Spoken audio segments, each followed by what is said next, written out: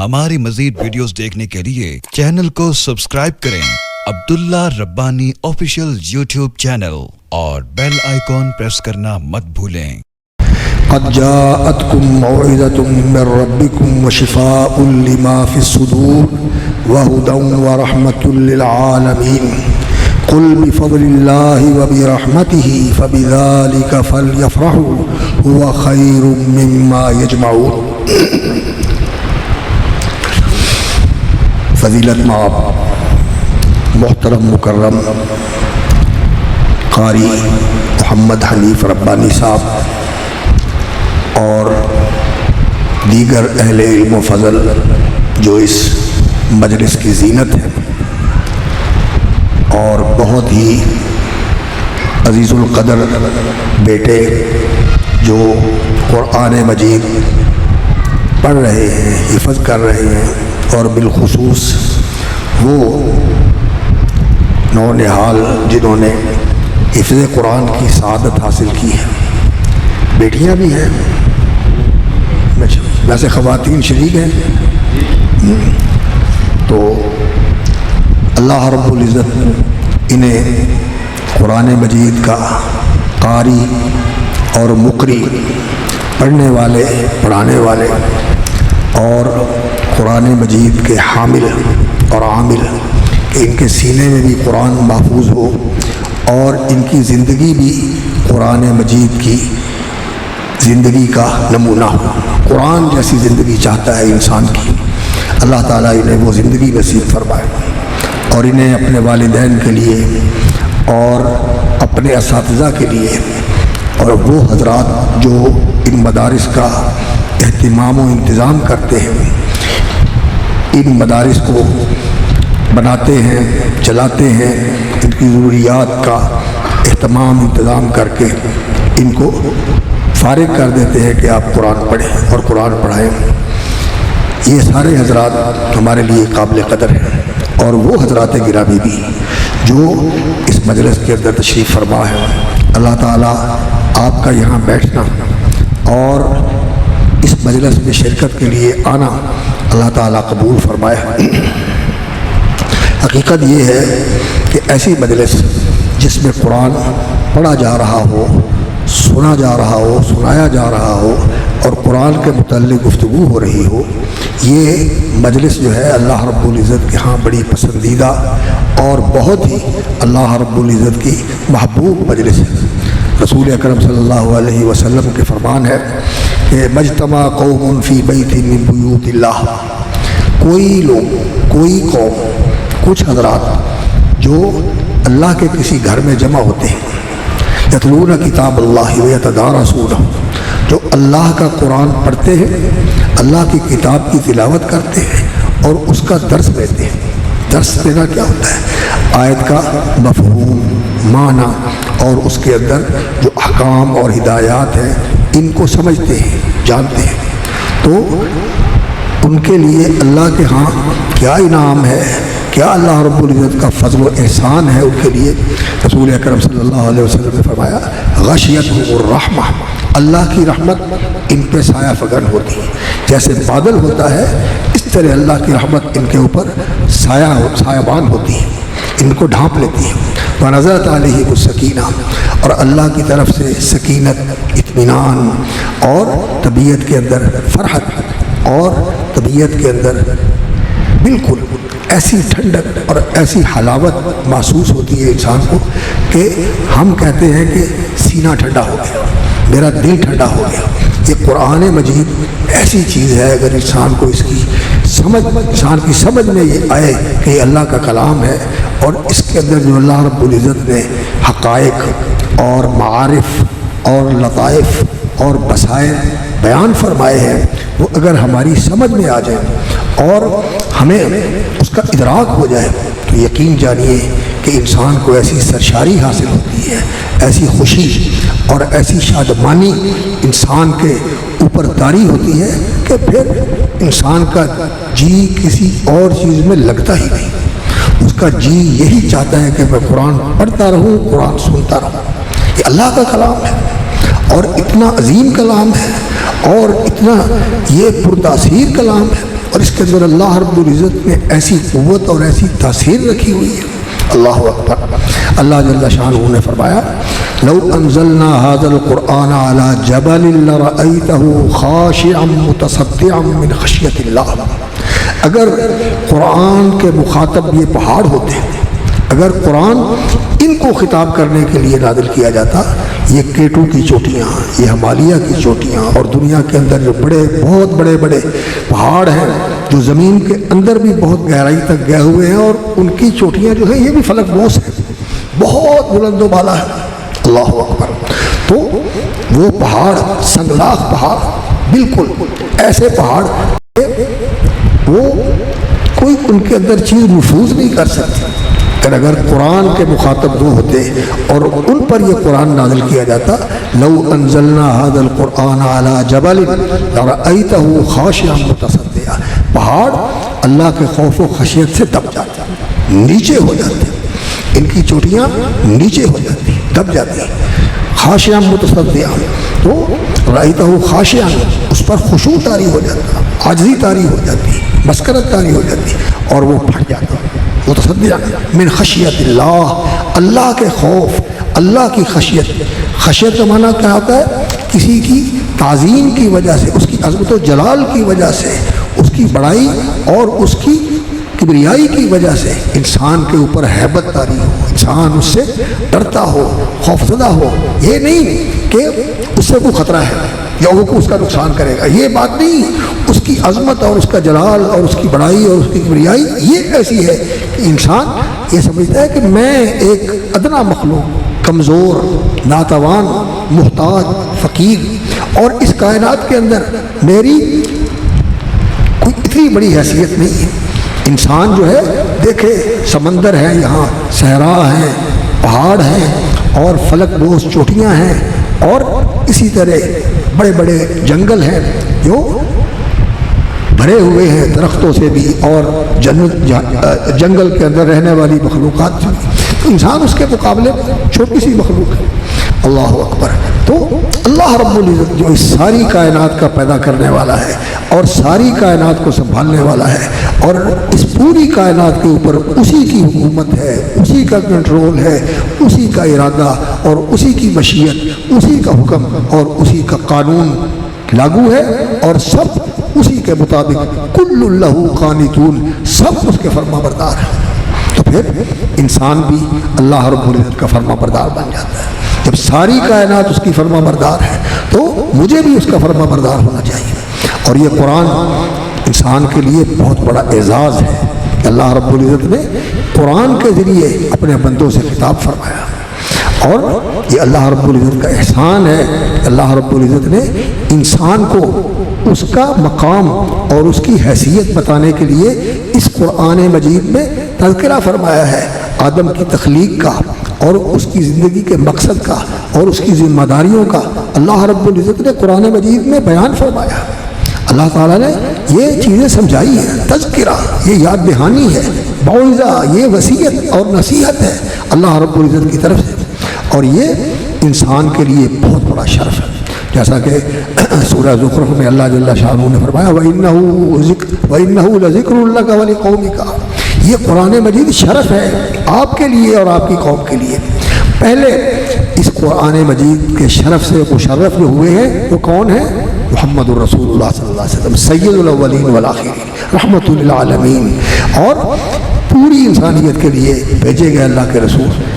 یا ایھا الناس انی رسول اللہ الیکم جمیعا، میں تم سب کی طرف اللہ کا پیغامبر اور رسول بن کے آتا ہوں. تو ان کے اوپر یہ قرآن نازل ہوا تو اللہ نے فرمایا وَإِنَّهُ لَذِكْرٌ لَكَ، یہ قرآن آپ کے لیے شرف ہے کہ آپ کو اللہ رب العزت نے اس قرآن کا مخاطب بنایا، اور آپ کو یہ قرآن اللہ نے سکھایا، اللہ نے پڑھایا. اللہ اکبر. یہ اللہ رب العزت نے فرمایا قرآن مجید میں کہ یہ قرآن مجید اللہ نے آپ کو سکھایا. الرحمن علم القرآن، اللہ وہ رحمان ہے جس نے قرآن سکھایا. اور سب سے پہلے کس کو سکھایا؟ انزل اللہ علیک الکتاب والحکمہ،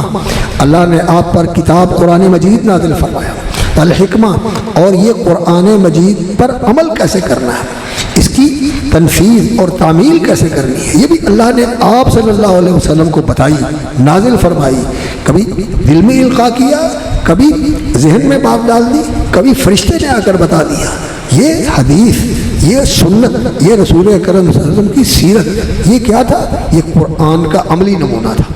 یہ عملی نمونہ تھا۔ قرآن کیسی زندگی چاہتا ہے؟ قرآن وہ زندگی چاہتا ہے جو محمد رسول اللہ صلی اللہ علیہ وسلم کی زندگی تھی۔ جس طرح آپ صلی اللہ علیہ وسلم نے یہ زندگی گزاری، اور آپ کو جو اللہ رب العزت نے اس زندگی کے اندر مناسب اور مقامات اور مراتب عطا فرمائے۔ اللہ اکبر، وہ اللہ کے رسول بھی تھے، اللہ کے نبی بھی تھے، اللہ کے خلیل بھی تھے، اللہ کے بندے بھی تھے، بلکہ بندوں میں سب سے کامل بندے اور سب سے اعلیٰ اور افضل بندے اور اللہ کے سب سے مقرب اور محبوب بندے سید الاولین والآخرین خاتم الانبیاء والمرسلین محمد رسول اللہ صلی اللہ علیہ وسلم کی ذات گرامی، اللہ کے کامل بندے ہیں۔ اسی لیے جب ہم کلمہ پڑھتے ہیں تو رسول اکرم صلی اللہ علیہ وسلم کی رسالت کے ساتھ آپ کی عبدیت کا بھی اظہار کرتے ہیں۔ اشہد ان محمدً عبدہ ورسولہ، محمد صلی اللہ علیہ وسلم اللہ کے بندے اور اللہ کے رسول ہیں۔ تو عبدیت کا جو مقام، بندگی کا جو مرتبہ اللہ تعالیٰ نے محمد رسول اللہ صلی اللہ علیہ وسلم کو عطا فرمایا، وہ سب سے اونچا مرتبہ۔ اسی لیے رسول اکرم صلی اللہ علیہ وسلم نے فرمایا کہ جب اذان سنتے ہو اس کے بعد جو دعا ہے یہ پڑھو، اور اس کے اندر ہم کیا دعا کرتے ہیں؟ آتی محمدً الوسیلۃ والفضیلہ، اے اللہ ہمارے ہادی، رہبر، مرشد اور ہمارے محبوب محمد رسول اللہ صلی اللہ علیہ وسلم کو فضیلت عطا فرما۔ آتی محمدً الوسیلۃ، وسیلہ عطا فرما۔ وسیلہ فرمایا وہ ایک مقام ہے، ایسا اعلیٰ اور عرفہ مقام ہے جو صرف ایک بندے کو ملنے والا ہے، اور میرے لیے آپ دعا کرو کہ اللہ تعالیٰ مجھے وہ مقام عطا فرما دیں۔ اللہم آتی محمدً الوسیلہ، وسیلہ عربی زبان میں کسی چیز کی قربت کے لیے اور اس کے ساتھ قریب ہونے کے لیے اس کا استعمال کیا جاتا ہے۔ تو توسل الیہ کا معنی ہوتا ہے کہ وہ اس کے قریب ہو گیا، اور الوسیلہ کا معنی ہوتا ہے کہ اللہ کا قرب، جیسا کہ سورہ بنی اسرائیل میں فرمایا اولئک الذین یدعون، جن کو یہ خدا کے علاوہ، اللہ رب العزت کے علاوہ پکارتے ہیں، ان کے سامنے اپنی حاجات اور ضروریات ذکر کرتے ہیں اور ان سے جا کر مدد طلب کرتے ہیں، اور وہ کہتے ہیں کہ ہمارے اوپر نظر کرم فرمائیں اور ہمیں آپ توجہ کے ساتھ نواز دیں اور ہماری جائز حاجتیں ضرورتیں پوری کر دیں۔ یہ جن کو پکارتے ہیں، فرمایا اولئک الذین یدعون یبتغون الی ربہم الوسیلہ، وہ تو خود اللہ کے قرب کو تلاش کرتے ہیں اور اللہ کو اپنے طرف متوجہ کرنے کے لیے اس کی عبادت بھی کرتے ہیں اور اس کی تعریف بھی کرتے ہیں اور اس کے سامنے اپنی بندگی اور نیاز مندی اور اپنی فقیری اور محتاجی کا اظہار بھی کرتے ہیں۔ وہ تو اللہ کا قرب تلاش کرتے ہیں۔ تو آتی محمدً الوسیلہ تھا، محمد کریم صلی اللہ علیہ وسلم کو وسیلہ کا مقام عطا فرمائیں، جو سب سے اونچا مقام ہے اللہ کے عرش کے نیچے۔ سب سے اونچا مقام جو ہے بندوں میں محمد رسول اللہ صلی اللہ علیہ وسلم کا ہے، اور پھر اس کے اوپر اللہ کا عرش ہے اور اس کے اوپر اللہ رب العزت کی ذات عالی ہے۔ تو وسیلہ کا معنی ہوتا ہے قرب۔ تو محمد رسول اللہ صلی اللہ علیہ وسلم کو اللہ رب العزت نے جو قرب اور جو مرتبہ عطا فرمایا ہے وہ سب سے اونچا ہے۔ باقی سارے جو ہیں وہ رسول اکرم صلی اللہ علیہ وسلم سے نیچے ہوں گے۔ نبیوں کے بڑے اونچے مقام ہوں گے، لیکن نبی صلی اللہ علیہ وسلم کا مقام سب سے اوپر ہوگا، اور اللہ کی بارگاہ میں جب پیشی ہوگی تو رسول اکرم صلی اللہ علیہ وسلم نے فرمایا کہ انا سید ولد آدم، میں آدم کی اولاد کا سردار ہوں۔ اللہ نے آپ کو سیادت بخشی، سید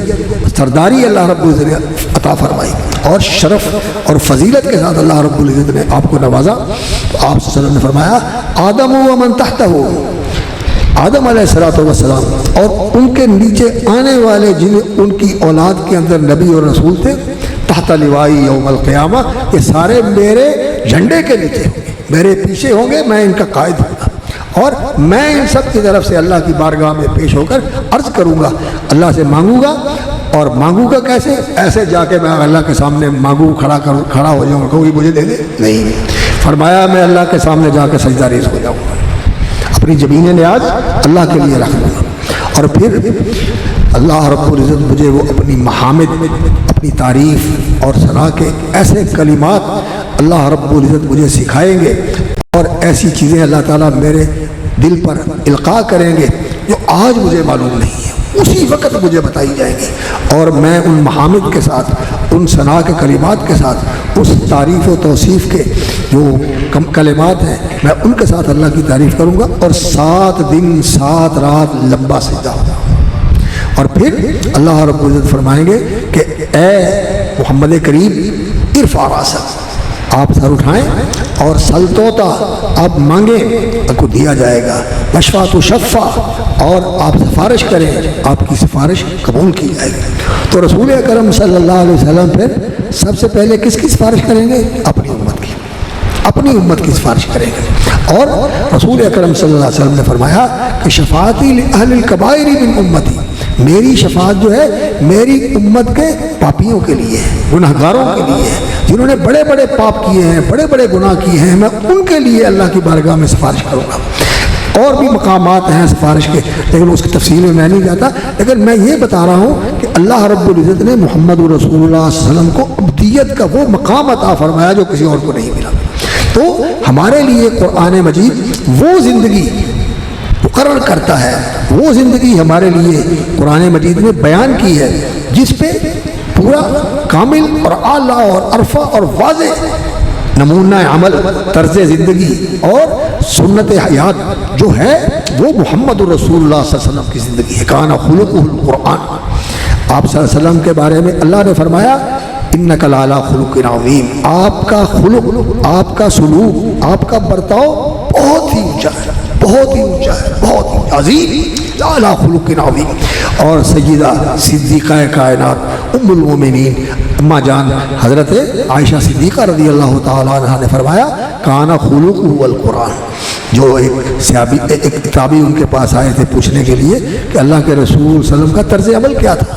تو فرمانے لگی بیٹا قرآن نہیں پڑھتے ہو؟ جی اماں جان قرآن تو پڑھتا ہوں۔ فرمایا پھر نبی صلی اللہ علیہ وسلم کی زندگی تو اس قرآن کا عملی نمونہ تھا، وہ قرآن کہتا ہے رسول اکرم صلی اللہ علیہ وسلم کی زندگی ویسی ہی تھی، اس کا نمونہ اگر زندہ آپ دیکھنا چاہتے ہیں تو قرآن پڑھیں۔ آپ صلی اللہ علیہ وسلم کی زندگی ایسی زندگی تھی جو اللہ رب العزت نے قرآن مجید کے اندر اپنے مقرب بندوں کا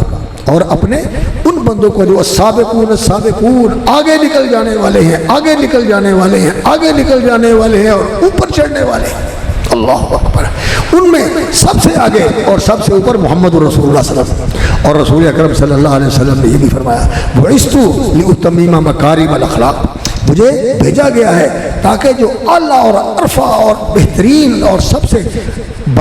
بلند و برتر اخلاق ہے میں ان کو نقطہ کمال تک پہنچا، مکارم الاخلاق، ان کو میں آخری درجے تک پہنچا کے لوگوں کو بتا دوں کہ یہ ہوتا ہے اللہ کے بندوں کا اخلاق، یہ ہوتا ہے ان کا سلوک، یہ ہوتا ہے ان کا طرز زندگی، یہ ہوتا ہے ان کا دنیا کے اندر رہنے کا رنگ اور ڈھنگ، اور یہ ان کی زندگی کا وہ رنگ ہے جس کو صبغۃ اللہ کہا جاتا ہے، یہ اللہ کا دیا ہوا رنگ ہے، یہ اللہ کا اللہ اکبر بخشا ہوا رنگ ہے جو ان کے چہرے کے نور سے بھی معلوم ہوتا ہے، اور ان کے پاس بیٹھنے سے جو ان کی باتوں کے اندر حلاوت ہے اور ان کے اندر جو تاثیر ہے جو انسان کے دل میں اتر جاتی ہے اور اس کی کایا پلٹ جاتی ہے، اور اس کی اللہ رب العزت ایسے تبدیلی کر دیتے ہیں کہ کایا کلپ ہو جاتی ہے۔ انسان کہاں ایک مٹی کا بنا ہوا انسان، ایک نطفہ حقیر سے وجود میں آنے والا انسان اتنا پاکیزہ ہو جاتا ہے، اتنا مزکہ اور مصفہ ہو جاتا ہے، اور اتنا اللہ رب العزت کے قریب ہو جاتا ہے کہ اللہ اسے اپنا دوست بنا لیتے ہیں، اللہ اس کو اپنا محبوب بنا لیتے ہیں۔ اللہ کہتے ہیں کہ یہ میرا دوست ہے، اللہ ولی الذین آمنوا، اللہ ان کا دوست بن جاتا ہے، اور الا ان اولیاء اللہ لا خوف علیہم ولا هم یحزنون، اور جو اللہ کے بندے ہیں ایمان تقوی والے یہ اللہ کے دوست ہوتے ہیں۔ اور اللہ رب العزت پھر ان کے ساتھ ایسا معاملہ کرتا ہے، فرمایا جو ان کو تکلیف دے، ان کو نقصان پہنچانے کی کوشش کرے، ان کا دشمن بنے، اللہ فرماتے ہیں کہ وہ میرا دشمن ہے، من عادی لی ولیا، جو میرے دوست کے ساتھ دشمنی رکھتا ہے، اللہ فرماتے ہیں کہ میرا اس کے خلاف اعلان جنگ ہے، تو یہ بندہ اللہ کا محبوب بن جاتا ہے۔ تو یہ قرآن مجید بہت ہی عظیم نعمت ہے، یہ انسان کو ایسا انسان بنا دیتا ہے جس کی سوچ بدل جاتی ہے، جس کی ترجیحات بدل جاتی ہیں، جس کے وہ اعضاء کام کرنے لگتے ہیں جو لوگوں کے عام طور پر نہیں کرتے۔ قرآن مجید نے بتایا اللہ اکبر کہ یہ قرآن قد جاءکم بصائر من ربکم، یہ قرآن تمہارے رب کی طرف سے اللہ رب العزت نے بصیرت کا مجموعہ بنا کر نازل فرمایا، یہ بصائر ہے۔ سورہ مومن میں بھی فرمایا اور اسی طرح دوسرے ایک مقام پر سورہ انعام میں بھی اللہ رب العزت نے یہ فرمایا کہ اللہ رب العزت نے اس کتاب کو تمہارے لیے بصائر بنایا ہے، بصیرت افروز بنایا ہے۔ بصیرت کا کیا معنی ہوتا ہے؟ بصیرت کا معنی یہ ہوتا ہے کہ انسان کا دل دیکھنے لگتا ہے۔ میں اور آپ جو اس دور کے اندر ہیں، ہمارا دل یہ اس کے اوپر گناہوں کی میل چڑھی ہوئی ہے، اس کے اندر وہ قوت نہیں ہے جو ایمان سے بھرے ہوئے، ایمان سے معمور دل کے اندر قوت ہوتی ہے کہ وہ اللہ رب العزت کی معیت کو جب محسوس کرتا ہے کہ ان معیہ ربی، میرا رب میرے ساتھ ہے اور وہ میرا محافظ ہے، مددگار ہے، کارساز ہے، اور میری زندگی کا جو سب سے مضبوط سہارا ہے وہ میرا مالک ہے، وہ ہے العروۃ الوثقیٰ، جس مضبوط سہارے کو میں نے پکڑا ہوا ہے وہ اللہ رب العزت ہے۔ کوئی جس کے مقابلے میں کوئی طاقتور، کوئی بہت بڑا بہادر، کوئی بہت بڑا فوج اور سپاہ رکھنے والا، اور کوئی دنیا کے ساز و سامان اور بڑے ہی تباہ کو اسلحے رکھنے والا اللہ کے سامنے کوئی پڑا نہیں ہے۔ اللہ رب العزت اگر چاہے تو ایک لمحے کے اندر اس کا سب کچھ ختم ہو جائے، ملیا میٹ کر دے، زمین بوس کر دے، اس کا نام و نشان ختم کر دے، اللہ کر سکتا ہے۔ جب یہ ایمان انسان کے دل میں آ جاتا ہے تو پھر انسان کے دل سے کسی قسم کا خوف جو ہے وہ قریب بھی نہیں آتا، اور اس کے دل سے ہر قسم کا خوف نکل جاتا ہے۔ انی اخاف ان عصیت ربی عذاب یوم عظیم، میرے دل میں اللہ کا ڈر ہے کہ میں نے اس کی نافرمانی نہیں کرنی۔ اور باقی جو دنیا کے لوگ ہیں، حضرت ہود علیہ السلام نے کہا تھا اللہ انی توکلت علی اللہ ربی و ربکم، میرا بھروسہ میرے رب کے اوپر ہے جو تمہارا بھی رب ہے، جاؤ کیدونی جمیعا ثم لا تنظرون، جاؤ میرے خلاف تم نے جو کرنا ہے کر لو، مجھے ایک لمحے کی مہلت نہ دو، میرا اللہ میرے ساتھ ہے، میرا اللہ میرے ساتھ ہے۔ یہ ایمان اگر انسان کے دل میں ہو، اور پھر یہ دل اللہ کی محبت سے بھرا ہوا ہے، اللہ کی عظمت کے احساس اور شعور سے بھرا ہوا ہے، تو پھر یہ انسان ایک اور ہی مخلوق بن جاتا ہے۔ اس کے دل دیکھتا ہے، جیسا کہ اللہ رب العزت نے فرمایا کہ یہ سنتے ہیں ہم آذان اللہ یسمعون بہا، یہ جو قرآن کو نہیں مانتے، جو قرآن کی طرف راغب نہیں ہے، قرآن کے ساتھ ان کا کوئی تعلق نہیں ہے، بلکہ قرآن کو جھٹلاتے ہیں، قرآن کی نعوذ باللہ تکذیب کرتے ہیں، اور اس کو کہتے ہیں کہ یہ محمد رسول اللہ صلی اللہ علیہ وسلم کا بنایا ہوا کلام ہے۔ یہ لوگ اللہ اکبر، ان کے کان ہیں جن سے یہ سنتے نہیں، ان کی آنکھیں ہیں جو جن سے دیکھتے نہیں، اور فرمایا کہ انہا لا تعمی الابصار، یہ آنکھیں اندھی نہیں ہوتی، ولکن تعمی القلوب التی فی الصدور، جو دل ہے سینے کے اندر یہ اندھا ہو جاتا ہے۔ اب دل بینا بھی ہوتا ہے اور اندھا بھی ہوتا ہے، یہ میں اور آپ کیا جانیں، جن کے دل اللہ اکبر کمزور ہیں، جن کے دل بیمار ہیں، جن کے دل کے اوپر گناہوں کا میل چڑھا ہوا ہے، کلا بران علی قلوبہم ما کانوا یکسبون۔ اس لیے ہم اللہ سے دعا کریں اللہم طہر قلوبنا من النفاق، اللہ منافقت سے ہمارے دلوں کو پاک کر دے، اللہم آت نفوسنا تقواہا وزکیہا انت خیر من زکاہا، اور اللہ سے یہ دعا کریں اللہم اجعل القرآن العظیم ربیع قلوبنا، یا اللہ اس قرآن کو ہمارے دلوں کی بہار بنا دے، یہ قرآن ہمارے اندر اتر جائے، جیسے گلشن کے اندر پھول ہوتے ہیں اور خوشنما پودے ہوتے ہیں، اور اس کا منظر انتہائی انسان کے لیے خوشگن ہوتا ہے، انسان اس کو دیکھ کر خوش ہو جاتا ہے، اور انسان ایک بڑی فرحت محسوس کرتا ہے کہ یہ گلشن کھلا ہوا ہے، کلیاں ہیں، پھول ہیں، اور خوبصورت پتے ہیں، پرندے چہچہا رہے ہیں، اور ہر طرف جو ہے خوبصورت مناظر ہیں۔ تو اللہ کے رسول صلی اللہ علیہ وسلم نے جو دعا مانگی وہ کیا ہے؟ اللہم اجعل القرآن العظیم ربیع قلبی، اللہ قرآن کو میرے دل کی بہار بنا دے، یہ قرآن میرے دل کے اندر ایک ایسا گلشن اور ایک ایسا باغ کھلا دے، اور ایک ایسا میرے دل کے اندر ایمان کا پودا لگا دے، اللہ اکبر، اصلھا ثابت ہوا فرعھا فی السماء، کہ اس کی جڑ تو اس دل کے اندر ہے، اور اس کی شاخیں اور اس کا تنا اور اس کی جو بلندی ہے وہ آسمانوں تک پہنچ گئی ہے۔ یہ ایمان کا درخت ہے، یہ ایمان کا درخت ہے جس کی جڑ دل میں ہوتی ہے اور وہ اوپر آسمانوں تک پہنچ جاتا ہے، اور یہ ایسی چیز ہے اللہ رب العزت نے فرمایا مثل کلمۃ طیبۃ کشجرۃ طیبۃ اصلھا ثابت وفرعھا فی السماء، اس کا اصل جو ہے وہ انسان کے دل کے اندر ہے، اور اس کی شاخیں جو ہے وہ آسمان تک پہنچتی ہیں۔ قرآن انسان کے دل میں جب اترتا ہے تو پھر دل کے اندر ایسی تبدیلی آ جاتی ہے، اور پھر انسان کی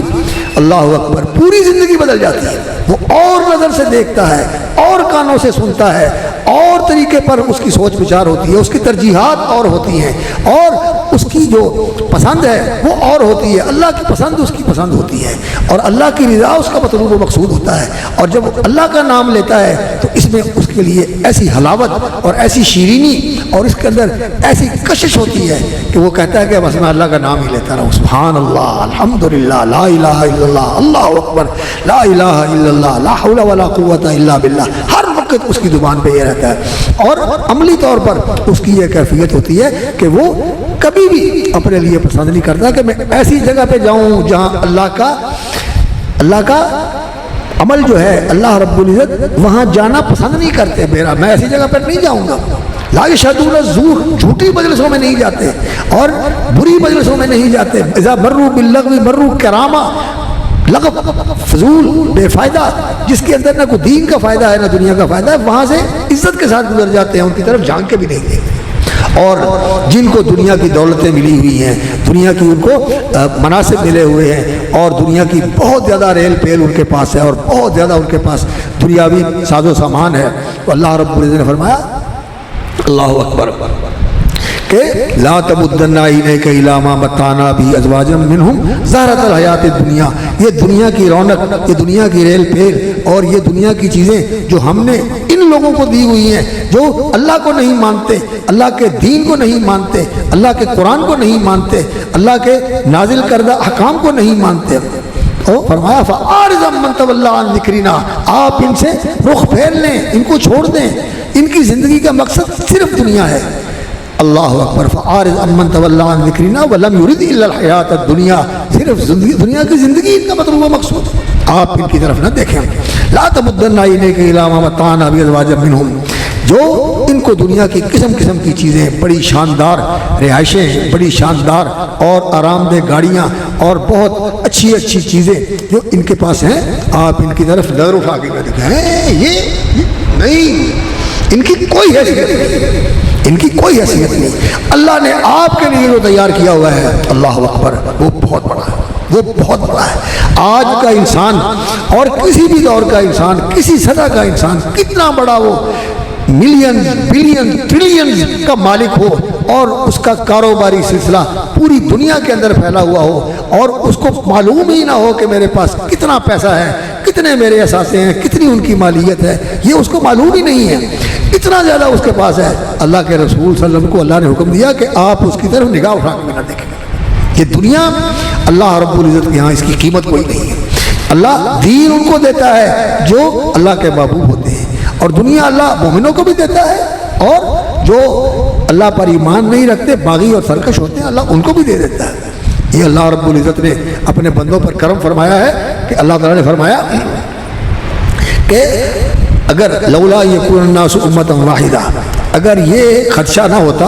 اور یہ چیز جو ہے نا، یہ اندیشہ نہ ہوتا اس بات کا کہ ان یکون الناس امۃ واحدہ، کہ لوگ سارے ایک جیسے ہی بن جائیں گے، جو اللہ کی نافرمانی کرنے والے ہیں، نعوذ باللہ اللہ کے احکام کو قبول نہیں کرتے اور اللہ کے کلام کو سمجھتے نہیں، سنتے نہیں اور اسے مانتے نہیں ہیں، اگر لوگوں نے سب نے ایک غلط راستے کے اوپر ان کے پیچھے لگ جانا نہ ہوتا، یہ بات اگر نہ ہوتی تو اللہ نے فرمایا لولا یکون الناس امۃ واحدۃ لجعلنا لمن یکفر بالرحمن، یہ جو اللہ کا کفر کرتے ہیں، اللہ رحمان کو نہیں مانتے، جعلنا لبیوتہم سقفا من فضۃ، ان کی چاندی کی جو آپ سیلنگ کرواتے ہیں، آپ تو اس پلاسٹر کی کرواتے ہیں نا، یہ لکڑی کی کروا لیتے ہیں یا کسی اور چیز کی سیلنگ کروا لیتے ہیں گھر کے اندر۔ اللہ فرماتے ہیں اللہ اکبر، لولا یکون الناس امۃ واحدۃ لجعلنا لمن یکفر بالرحمن سقفا من فضۃ، لولا ان یکون الناس امۃ واحدۃ لجعلنا لمن یکفر بالرحمن لبیوتہم سقفا من فضۃ، چاندی کی چھتیں ہوتی ہیں، وزخرفا، اور سونے کے ان کے گھر ہوتے ہیں اور سونے کی ان کی سیڑھیاں ہوتی ہیں، ومعارج علیہا یظہرون، یہ پتھر، قیمتی پتھر اور قیمتی لکڑیوں کی بنی ہوئی چیزیں نہ ہوتی، سونے کا ان کو سب کچھ بنا دیتے ہیں، لیکن اللہ رب العزت نے ان کو بھی دیا ہے اور اہل ایمان کو بھی دیا ہے، اللہ نے ان کو بھی دیا ہے اور اہل ایمان کو بھی دیا ہے، لیکن دین اللہ رب العزت صرف اپنے ان بندوں کو دیتا ہے جن کو اللہ رب العزت پسند فرماتے ہیں۔ تو یہ قرآن مجید ایک ایسی بصیرت افروز کتاب ہے، یہ ایسی انسان ساز کتاب ہے، یہ انسان کو انسان بنانے والی کتاب ہے، یہ انسان کو فرشتہ صفت انسان بنانے والی کتاب ہے، اور یہ صرف یہ انسان کو اللہ رب العزت کا محبوب بندہ بنانے والی کتاب ہے. اللہ اکبر. تو اقبال نے ایک بات کہی اور بڑی خوبصورت کہی. کیا کہا؟ اللہ اکبر. فاش گویم آنچ در دل مزدورست، میں کھلی بات کرتا ہوں جو میرے دل میں چھپی ہوئی ہے. فاش گویم آنچ در دل مزدورست، ای کتابیں نیس چیزیں دیگرست. یہ قرآن کتاب نہیں ہے، یہ کوئی ایسی بات نہیں ہے کہ جو چھپی ہوئی ہے، پرنٹ ہوئی ہوئی ہے اور آپ کے پاس ہے اور آپ اس کو پڑھ لیں جیسے عام کتاب پڑھتے ہیں. اللہ اکبر. چوں بجان در رفت جان دیگر شود، یہ جب انسان کے اندر اترتی ہے، اس کے دل میں آتی ہے، تیرے اللہ اکبر تیرے قلب پہ ہونا جب تک نزول کتاب، جب تک تیرے دل پہ اس کتاب کا نزول نہیں ہوتا اور تیرے دل کے اوپر یہ کتاب اترتی نہیں ہے، گرا کشا ہے نہ راضی نہ کشاف، تو پھر یہ نقطے جو ہیں انسان کو سمجھ میں نہیں آتے اور نہ انسان کا کوئی فائدہ ہوتا ہے. اس کو دل کے اوپر اتارنا چاہیے، دل میں اترے، دل میں جائے، دل کو متاثر کرے، دل کی دنیا بدل. یہ قرآن اس لیے ہے. اللہ اکبر. فاش گویم ماتے در دل مزمرست، ای کتابیں نیز چیزیں دیگرست. چوں بجان در رفت جان دیگر شود، جب انسان کے اندر قرآن چلا جاتا ہے تو پھر یہ جان اور ہی جان بن جاتی ہے. یہ جان اور ہی جان بن جاتی ہے. اس میں اتنی شجاعت آ جاتی ہے، اس میں اتنی قوت آ جاتی ہے اور اس کے اندر اتنا اللہ کے اوپر بھروسہ اور اعتماد اور اللہ کے اوپر توکل کا ایسا رنگ چڑھ جاتا ہے کہ پوری دنیا کو وہ چیلنج دے دیتا ہے اور ان کو تحدی اور ان کو للکارتا ہے کہ جاؤ جو کچھ تم نے کرنا ہے، میرا تم کچھ بھی نہیں بگاڑ سکتے. نوح علیہ السلام نے بھی ایسے کہا، ہود علیہ السلام نے بھی ایسے کہا اور محمد رسول اللہ صلی اللہ علیہ وسلم بھی ایسے تھے. جیسا کہ آپ کی سیرت میں آتا ہے، دوپہر کے وقت آرام کرنے کے لیے لشکر جو ہے وہ مختلف جگہ پر جہاں سایہ ملا وہاں بیٹھ گئے، اس سائے کے اندر بیٹھ گئے. تو پھر ایک عربی جس کے ہاتھ میں تلوار تھی، وہ رسول اکرم صلی اللہ علیہ وسلم جہاں آرام فرما رہے تھے درخت کے نیچے آ گیا اور تلوار ننگی ہاتھ میں ہے اور آپ صلی اللہ علیہ وسلم کو مخاطب کر کے کہتا ہے میں یمنعک منی، میں کھڑا ہوں تلوار ہاتھ میں لے کر، آپ کو کون بچا سکتا ہے؟ تو اللہ کے رسول صلی اللہ علیہ وسلم پر کسی قسم کا کوئی خوف،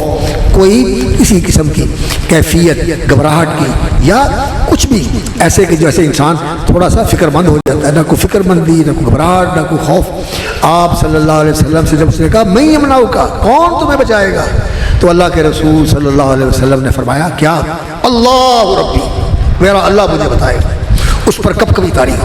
ایسے ایسے کانپنے لگا تلوار مل گئی. تو پھر رسول اکرم صلی اللہ علیہ وسلم نے وہ تلوار پکڑ لی. فرمایا اب تو بتا تجھے کون بچائے گا؟ کہتا مجھے معافی دے، مجھے معاف کر دو. ایسی قوت جب رسول اکرم صلی اللہ علیہ وسلم اور ابوبکر صدیق رضی اللہ تعالیٰ عنہ غار ثور میں تھے،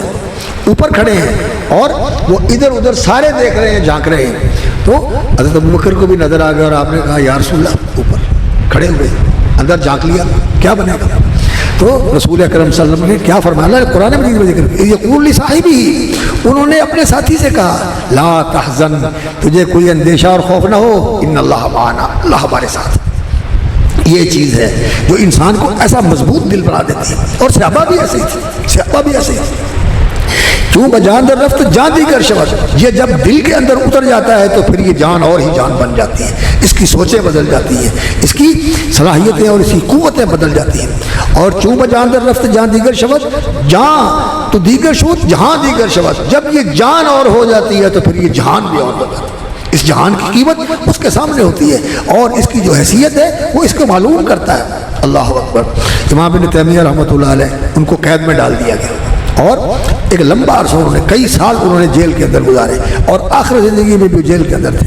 اور وہ اپنے ساتھیوں کے جو ان کے ساتھ تھے، امام ابن قیم رحمۃ اللہ علیہ اور ان کے شاگرد میرے ان کے ساتھ تھے، ان کو کہنے لگے اگر ان لوگوں کو پتہ چل جائے جنہوں نے ہمیں قید کیا ہوا ہے کہ ہم جس جنت کے اندر رہ رہے ہیں، جو خوشی، جو راحت اور جو اطمینان اور جو سکون ہمیں یہاں میسر ہے، اللہ نے عطا کیا ہوا ہے، اگر ان کو پتہ چل جائے کہ یہ کیسی خوشی میں رہ رہے ہیں، کیسے مزے میں رہ رہے ہیں اور کیسی لطف والی زندگی گزار رہے ہیں، تو یہ تلواریں لے کر یہ چیز ہم سے لینے کے لیے آ جائیں. لیکن ان کو اس کا پتہ ہی نہیں، اس کا پتہ ہی نہیں، اس کی لذت کا، اس کی حلاوت کا اور اس کی سرشاری کا تو انہیں بالکل پتہ ہی نہیں ہے، جانتے ہی نہیں ہے. اس لیے وہ ان چیزوں سے محروم ہیں. اور اگر یہ کسی کو حاصل ہو جائے، اللہ اکبر. ایک بات میرے ذہن میں آ گئی، حضرت عبد القادر جیلانی رحمۃ اللہ علیہ نے ان کے بارے میں لکھا ہوا ہے کہ جب ان کے پاس مرید وغیرہ ان کے آتے تھے اور ان کی آواز بڑا ان کا پرتاثیر ہوتا تھا اور بہت ہی زیادہ پرکیف ہوتا تھا، اور لوگوں کے دل نرم ہو جاتے، لوگ آنسو بہاتے اور ان کے ہاتھ پہ بیعت کرتے اور توبہ کرتے گناہوں والی زندگی سے۔ ہزاروں کی تعداد میں لوگ ان کے حلقہ درس کے اندر آتے تھے۔ تو ان کے بارے میں بادشاہ کے پاس جو ہے نا وہ شکایت ہوئی کہ یہ اتنے لوگ اکٹھے کرتا ہے، اس نے تمہارے خلاف بغاوت کر دینی اور اس نے تم سے تخت چھین لینا ہے۔ تو ان کو بھی پتہ چلا کہ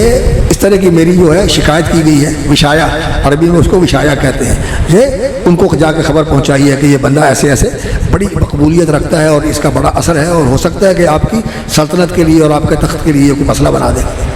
تو ان تک بھی یہ بات پہنچ گئی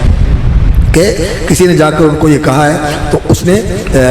ایپ کے بارے میں سوچنا شروع کر دیا۔ تو انہوں نے اس کا جواب دیا، ان کو فارسی بھی آتی تھی، اسی علاقے کے رہنے والے تھے، ایران کے علاقے کے رہنے والے تھے، تو فارسی بھی ان کو آتی تھی۔ تو ان کے جو الفاظ تھے اس کا کسی نے ترجمہ کیا ہے فارسی میں، کہتا ہے جو چتر سنجری رخ بختم سیاہ با، جو سنجر سلیم بہت بڑا سلطنت تھی اور بادشاہ تھا اور بڑے ٹھاٹ باٹ والا بادشاہ تھا، تو شوکت سنجر و سلیم تیرے جلال کی نمود۔ اقبال نے کہا ہے کہ محمد رسول اللہ صلی اللہ علیہ وسلم کا جو جلال ہے، جو ہیبت ہے، یہ ساری چیزیں نہیں تھی جو بادشاہوں کے پاس ہوتی ہیں، نہ کوئی تخت تھا، نہ کوئی اوپر چھتا تھا، اور نہ کوئی ہٹو بچو والے ان کے محافظ تھے، کوئی نہیں۔ آپ صلی اللہ علیہ وسلم بیٹھے ہوتے تھے صحابہ کے درمیان، اور کوئی آ کر پوچھتا تھا کہ محمد صلی اللہ علیہ وسلم کون ہے، تو بتاتے کہ یہ محمد رسول اللہ صلی اللہ علیہ وسلم ہے۔ تو آپ صلی اللہ علیہ وسلم کے پاس یہ چیزیں نہیں تھیں، لیکن اللہ اکبر جو اللہ کے بندے تھے وہ بھی اس چیز کی کوئی ان کے ہاں اہمیت نہیں تھی۔ تو شیخ عبد القادر جیلانی رحمۃ اللہ نے فرمایا چو چتر سنجری رخ بختم سیاہ باد، میرے نصیب کا ایسا سیاہ اور کالا چہرہ بن جائے جیسے وہ بادشاہ کے کالے چتر کا رنگ ہے، سیاہ بالکل ایسا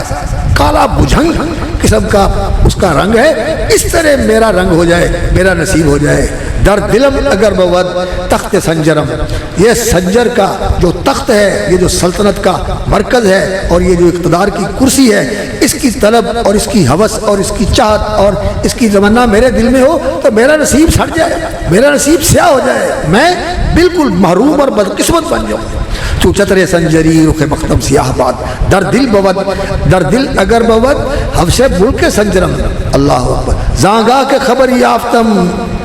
اللہ اکبر، یانگاہ کے خبر زانگاہ کے خبر یافتم از ملک نیم شب،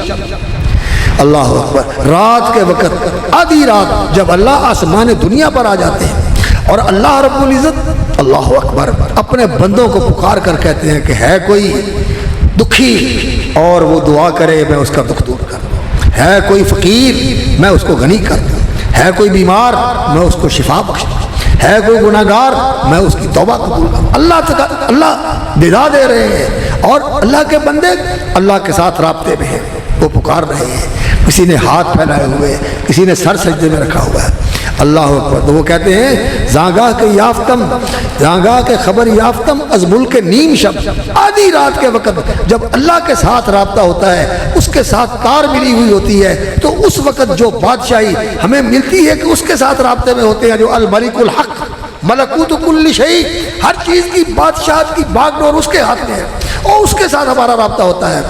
اللہ اکبر۔ زانگاہ کے خبر یافتم از ملک نیم شب، من ملک نیم روز بیک جو نمی خیر، آدھی دنیا کی بادشاہی اگر کوئی مجھے کہے کہ لے لو اور اس کو چھوڑ دو تو میں اس کو پاؤں کی ٹھوکر سے ٹکرا دیتا ہوں، آدھی دنیا کی بادشاہی میں نہیں قبول کرنے کے لیے تیار اس بادشاہی کے ہوتے ہوئے جو اللہ کے ساتھ رابطے کی مجھے اعلان ہے۔ یہ چیزیں ہیں جو انسان کو بدل دیتی ہیں۔ آج امت اس قرآن سے دور ہوگی، آج یہ امت اس قرآن کو چھوڑ بیٹھی، اس قرآن سے دور ہو گئی، نہ اس کو سمجھا، نہ اس کو جانا، نہ اس کو اپنے اندر اتارا، اور نہ اس کے اندر جو حقائق ہیں، جو معارف ہیں اور جو بصائر ہیں، اللہ رب العزت نے جو اسرار اور رموز بیان فرمائے ہیں ان کی طرف توجہ نہیں ہے۔ عزیزوں، بھائیوں، بزرگوں، ہمیں قرآن کی طرف لوٹنا چاہیے، یہ اللہ کا کلام ہے اور اس کے ساتھ اگر ہم جڑیں گے تو ہمارا اللہ کے ساتھ تعلق بن جائے گا۔ تو میں بڑی مبارک دیتا ہوں ان بیٹوں کو۔ کتنے بیٹوں نے قرآن حفظ کیا ہے؟ ماشاءاللہ 3 بیٹوں نے قرآن مجید حفظ کیا۔ کون ہیں وہ 3 جو حافظ بنے؟ کھڑے ہو جائیں،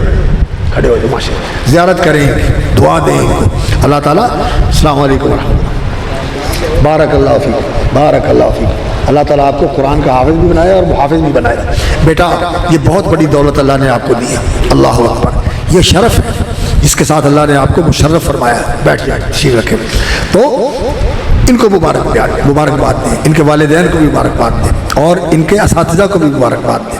اور جو اس ادارے کا انتظام انسرام، بالخصوص ہمارے محترم اور مکرم عزیز گرامی قاری محمد حنیف صاحب، اللہ تعالیٰ ان کی زندگی میں صحت و عافیت کے ساتھ برکت فرمائے، جو اس کا نظام چلا رہے ہیں، اس کی نگرانی کر رہے ہیں، یہ بہت بڑا کام ہے۔ خیروں کو یہ سب سے بہترین لوگ ہیں جو قرآن سیکھتے ہیں اور سکھاتے ہیں، پڑھتے ہیں اور پڑھاتے ہیں، اور یہ قرآن انسان کے لیے شرف ہے۔ اللہ نے قرآن مجید کی جو صفات بیان فرمائی ہے، انہ لکتاب عزیز، یہ قرآن بڑی عزت والی کتاب ہے، اور یہ قرآن جو ہے عظیم ہے، یہ قرآن کریم ہے، انہ لقرآن کریم، اور یہ قرآن عظمت والا قرآن ہے۔ تو یہ اس کی کرامت، اس کی عظمت، اس کی عزت جو ہے، یہ جو اس کا حافظ ہوتا ہے، اس کا حامل ہوتا ہے، اس کے ساتھ زندگی اس کی جڑ جاتی ہے، باعیت اس کو قرآن کی حاصل ہو جاتی ہے۔ ما کا من القرآن، اللہ اس کو عزت بھی دیتے ہیں، اللہ اس کو شرف بھی دیتے ہیں، اللہ اس کو عظمت بھی عطا کرتے ہیں، اللہ تعالیٰ اس کو بہت اونچا مقام عطا کرتے ہیں۔ یہ دنیا میں تو بے شک کسی کے پاس ان کی نظر، کسی کے پاس ان کی قیمت نہیں ہوتی، اللہ اکبر، لیکن اللہ کے پاس بڑی قدر ہوتی ہے۔ ایک حدیث میں آتا ہے، رب اشعث اغبر مدفوع بالابواب، کئی بندے ایسے ہوتے ہیں بال بکھرے ہوئے ہیں، بٹی کپڑوں پہ پڑی ہوئی ہے، اور کوئی حیت اس کی ایسی نہیں ہے کہ جس کو دیکھ کے کوئی اس کی طرف متوجہ ہو کہ یہ کون ہے، نہیں، وہ سمجھا ایسے کوئی فقیر ہے، ایسے کوئی درویش ہے، ایسے کوئی بس ادنا قسم کا آدمی ہے، اشعث مغبر، اور اللہ اکبر مدفوع بالابواب، کو اس کے لیے گھر کا دروازہ کھولنے کے لیے تیار نہیں، لیکن اللہ کے ہاں جو اس کا مقام ہوتا ہے، فرمایا اللہ کو وہ قسم ڈال کے کہہ دے مولا ایسے ہی کر دے، تو اللہ ویسے ہی کر دے، اللہ ویسے ہی کر دے، اللہ کے ان سے منہ سے نکلتی ہے، اللہ فوراً پوری کر دیتا ہے۔ یہ مقام ہے، ہمیں اس مقام کو حاصل کرنے کی کوشش کرنی چاہیے۔ یہ قرآن سے ملتا ہے، یہ اللہ کے نبی کی سنت سے ملتا ہے، یہ سیرت اور رسول اکرم صلی اللہ علیہ وسلم کی زندگی سے ملتا ہے۔ ان کی زندگی کو سامنے رکھیں، اور میں ان کے والدین سے یہ التماس کروں گا کہ ماشاءاللہ اللہ نے ان کو قرآن کی دولت سے نوازا ہے، آپ ان کو دین کے لیے وقف کر دیں، ان کو دین کا عالم بنائیں، دین کا خادم بنائیں۔ یہ وہ اعزاز ہے کہ آج تو یہ اعزاز محسوس نہیں ہوتا، لیکن قیامت والے دن رسول اکرم صلی اللہ علیہ وسلم نے فرمایا کہ اللہ تعالیٰ اس قرآن کے قاری اور حافظ کو جو اعزاز بخشے گا، مسند احمد کی صحیح حدیث ہے، بس میں بات ختم کرتا ہوں کہ رسول اکرم صلی اللہ علیہ وسلم نے فرمایا جب قرآن کا حافظ اور قاری قبر سے نکلے گا تو گھبرایا ہوا ہوگا، اس لیے کہ بڑا ہولناک دن ہوگا، اللہ کے سامنے پیش، اور انسان کے پاس کچھ نہیں، اس کے ساتھ کوئی نہیں، اللہ اکبر، ایسے قبر سے نکلے گا انسان تو گھبرایا ہوا ہوگا، تو قرآن اس کے سامنے آ جائے، قرآن جو اس نے پڑھا، جس پر عمل کیا، جس کے ساتھ زندگی گزاری، یہ اس کا عمل جو ہے، یہ قرآن کا جو اس کا پڑھنا ہے، عمل کرنا ہے، محبت کرنا ہے، قرآن کے ساتھ اس کا لگاؤ ہے، یہ مجسم ہو کر اس کے سامنے آ جائے گا، تو وہ کہے گا تو مجھے پہچانتا ہے، تو کہا میں تو آپ کو نہیں پہچانتا، تو قرآن کہے گا آنا صاحب کل قرآن، میں تو تیرا ساتھی قرآن ہوں جس کے ساتھ تیری زندگی گزری، تو مجھے پڑھتا رہا، تو مجھے سنتا رہا، تو مجھے یاد کرتا رہا، تو مجھے ضبط کرتا رہا، میں تیرا ساتھی قرآن ہوں۔ آج ہر بندہ جو ہے وہ اس بات پر خوش ہوتا ہے کہ میری یہ تجارت ہے، میں نے یہ کام کیا ہے، میں نے یہ کام کیا ہے، لیکن جو تو نے تجارت کی ہے، جو تو نے بزنس کیا ہے، جو تو نے کاروبار کیا ہے، وہ سارے بزنسوں سے اور سارے کاروباروں سے بڑھ کر کوئی بھی اس کے مقابلے نہیں۔ لوگوں کے سامنے ان کی تجارتیں ہوتی ہیں کہ ہم نے یہ کام کیا، ہم نے یہ کیا ہے۔ دنیا کے اندر انسان جو تجارت کرتا ہے، ایک تو تجارت اللہ کے ساتھ ہے، ایک اللہ کے ساتھ تجارت ہے، حال ادلکم علی تجارت تنجیکم من عذاب علیم، کیا میں تمہیں وہ تجارت بتاؤں جس سے تم جہنم کی آگ سے بچ جاؤ گے، اللہ تعالیٰ تمہیں جنت دے دے گا، یہ اللہ کے ساتھ تجارت ہے۔ یہ اللہ کے ساتھ تجارت کیا ہے؟ ان اللہ اشتری من المؤمنین انفسهم واموالهم بان لهم الجنہ، اللہ کہتا ہے کہ جان بھی مجھے دے دے، مال بھی مجھے دے دے، اور جو کچھ تیرے پاس ہے یہ میرے حوالے کر دے، یعنی اس میں میرا حکم مان، جیسے میں کہوں وہاں سے کما، جہاں سے میں کہوں وہاں لگا، اشتری من المؤمنین انفسهم واموالهم، تو اس کے بدلے میں تمہیں کیا ملے گا؟ اللہ جنت دے دے گا۔ اللہ کے ہاتھ میں اپنے آپ کو بیچ دو، یعنی اللہ کو دے دو، اور اللہ تعالیٰ تمہیں جنت دے گا۔ یہ تجارت ہے، اور یہ ایسی تجارت ہے جسے اللہ گناہ معاف کر دیتے ہیں، اور اللہ دنیا کے اندر بھی انسان کی نصرت اور فتح مبین عطا فرماتے ہیں. اخری تحبون نصر من اللہ وفتح قریب. اور اسی طرح رسول اکرم صلی اللہ علیہ وسلم نے فرمایا کل الناس یغدو، ہر بندہ ہی صبح سویرے اٹھتا ہے، فبائع نفسہ، تو وہ اپنی جان کو، اپنی زندگی کو اور اپنی صلاحیتوں کو بیچتا ہے. ایک وہ ہے جو اپنی زندگی، اپنی صلاحیتیں اور اپنی سرگرمیاں اللہ کو دے دیتا ہے کہ میں تیرا فرما بردار، میں تیرا وفادار، تیرا شکر گزار اور تیرے سامنے عاجزی اور نیاز مندی کا اظہار کرنے والا. اللہ میں تیرا بندہ، میرا سب کچھ تیرا، تو نے دیا یہ تیرے لیے ہے تو قبول فرما لے. فبائع نفسہ فموتقها، جس نے اللہ کو دے دیا سب کچھ، اس نے اپنے آپ کو بیچ کے ایسا نفع کما لیا کہ اللہ نے اس کو جہنم سے آزاد کر کے جنت کا وارث بنا دیا. اور دوسرا وہ فبائع نفسہ فموبقها، جس نے شیطان کے ہاتھ میں بیچ دیا، جس نے دنیا کے شیطان کے ایجنٹوں کے ہاتھ میں بیچ دیا، جس نے اللہ اکبر دنیا کی ادنا خواہشات کے لیے اپنے آپ کو بیچ دیا. کوئی کھانے کی خواہش، کوئی پینے کی خواہش اور نعوذ باللہ کوئی بدکاری کی خواہش، ان خواہشات کے لیے اپنے آپ کو بیچ دیا، شیطان کے ہاتھ میں بیچ دیا. موبقها، اس نے اپنے آپ کو تباہ کر دیا.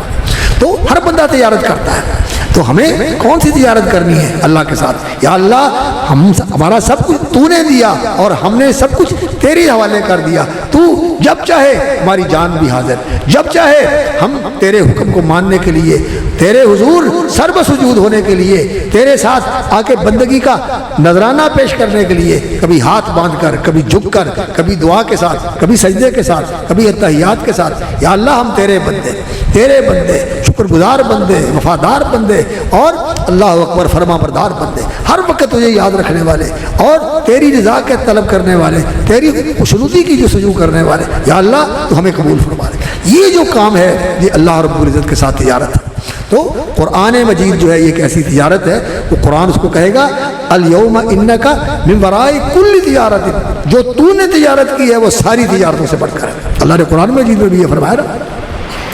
ان الذین یتلون کتاب اللہ واقاموا الصلاۃ وانفقوا مما رزقناہم سرا وعلانیہ، جو اللہ کا قرآن پڑھتے ہیں، یتلون کتاب اللہ، ان الذین یتلون کتاب اللہ واقاموا الصلاۃ، نماز قائم کرنے ہیں، وانفقوا مما رزقناہم، جو ہم نے ان کو دیا اس میں سے خرچ کرتے ہیں. یرجون تجارت لن تبور، وہ ایسی تجارت کرتے ہیں جس میں نفع ہی نفع ہے، گھاٹا ہے ہی نہیں،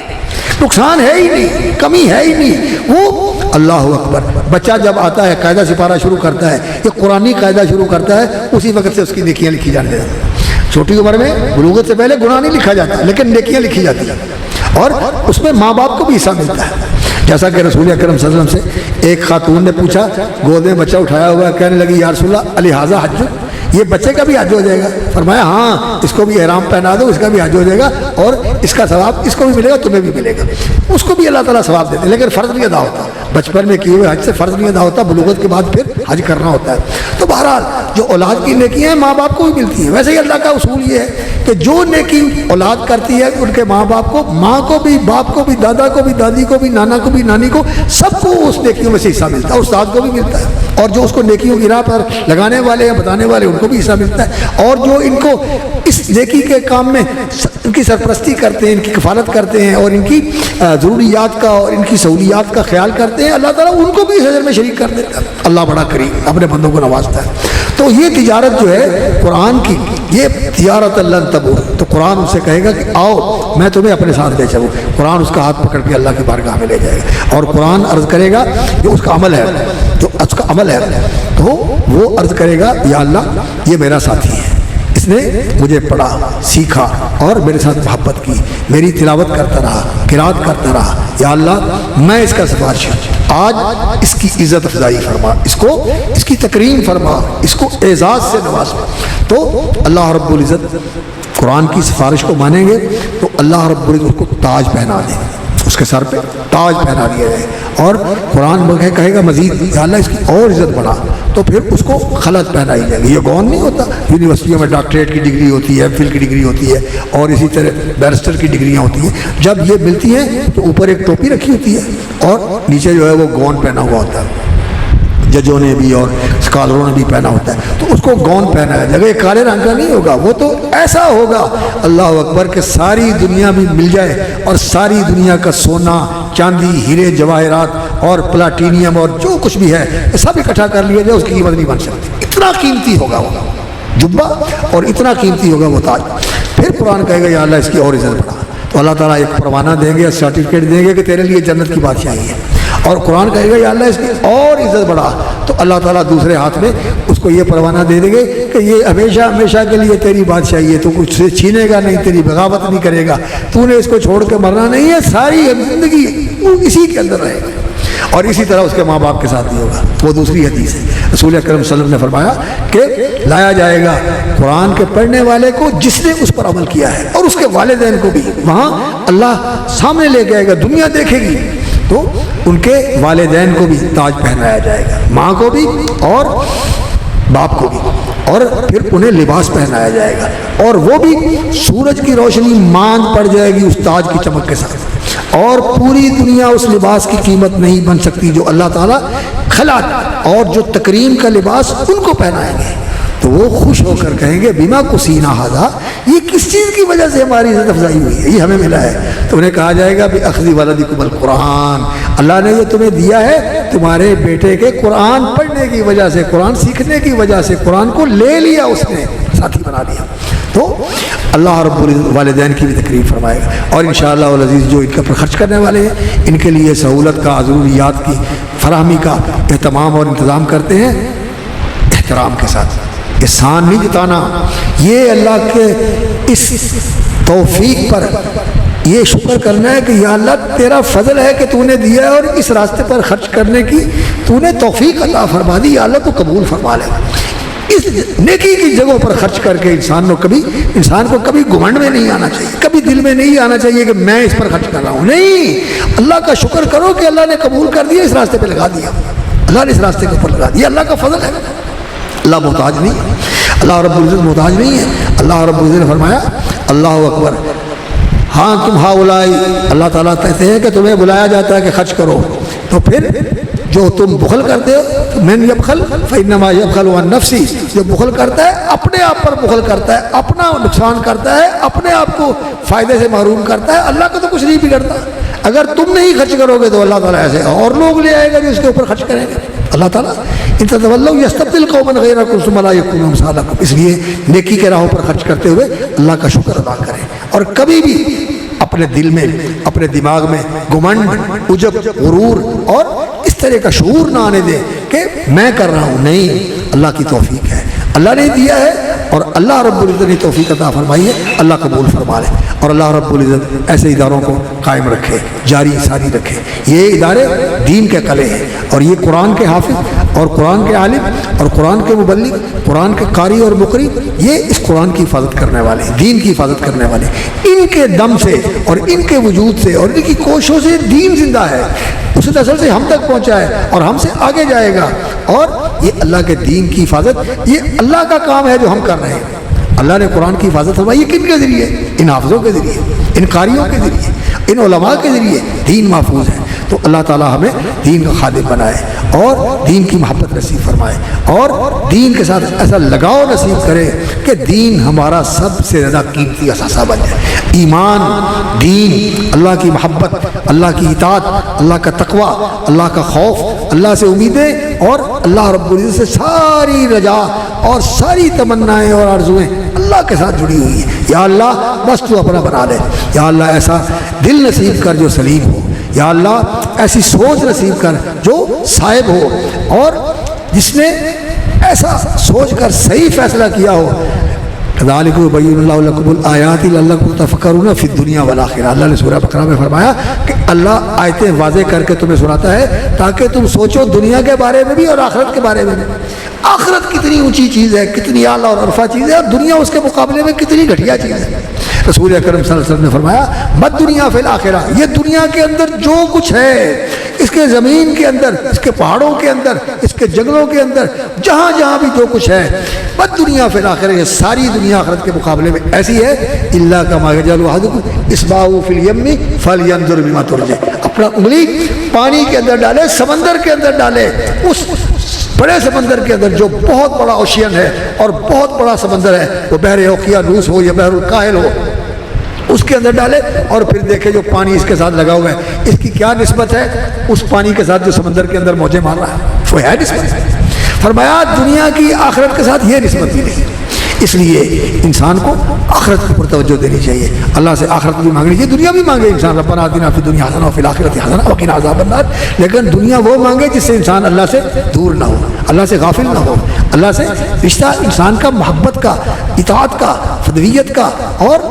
بندگی کا، نیازمندی کا اور شکر کا اور وفا کا کمزور نہ پڑے، بلکہ اور زیادہ مضبوط ہو جائے، اور زیادہ اللہ کا شکر گزار بن جائے، تو پھر انشاءاللہ اللہ تعالیٰ بہت اونچا مقام عطا فرماتے ہیں۔ اللہ اس ادارے کو بھی قائم رکھے، ہمارے محترم قاری صاحب کی زندگی میں اللہ برکت کرے، اللہ تعالیٰ ان کی اولاد کو بھی ماشاءاللہ بہت ہی زیادہ عزت و کرامت کے ساتھ نوازے۔ ان کے ساتھ ہمارا ایک اور بھی تعلق ہے، جو ان کے سسر ہیں نا، تو وہ ہمارے ساتھی تھے، جب ہم جامعہ اسلامیہ گجرانوالہ میں پڑھا کرتے تھے نا، تو ہمارا ایک ہی زمانہ تھا، تو بعض اسباق میں وہ ہمارے ساتھ شریک بھی ہوتے تھے، میرا ان کو سلام بھی کہنا بہت زیادہ احترام کے ساتھ، اللہ تعالیٰ ان کی زندگی میں برکت کرے اور سلامت رکھے۔ تو ہمارا وقت کچھ اکٹھے گزرا ہے، اور قاری صاحب کے ساتھ بھی ہمارا وقت گزرا ہے، یہ ماشاءاللہ ادھر بونگا میں پڑھا کرتے تھے، قرآن حفظ کیا کرتے تھے، اس وقت میں بھی وہاں جایا کرتا جمعہ پڑھانے کے لیے، تو انہوں نے مجھے بتایا کہ میں وہاں ہوتا تھا اس وقت۔ اللہ ان کی زندگی میں برکت کرے، اللہ ان کی خدمات کو قبول فرمائے۔ اقول قولی ھذا واستغفر اللہ لی ولکم۔ میں نے کچھ شاگردوں والی باتیں کی ہیں، طالب علموں والی۔ خطیب تو ہمارے قاری صاحب ہیں، یہ وہ جس کا نام لکھا ہوا، آ گیا کہ نہیں آیا ہو؟ کتنے رہے؟ وہ پیچھے چھپ کے بیٹھا، آگے۔ السلام علیکم، کیا حال ہے؟ خیریت؟ بارک اللہ، اللہ تعالیٰ سلامت رکھے۔ آ جاؤ، لگو اسپیکر۔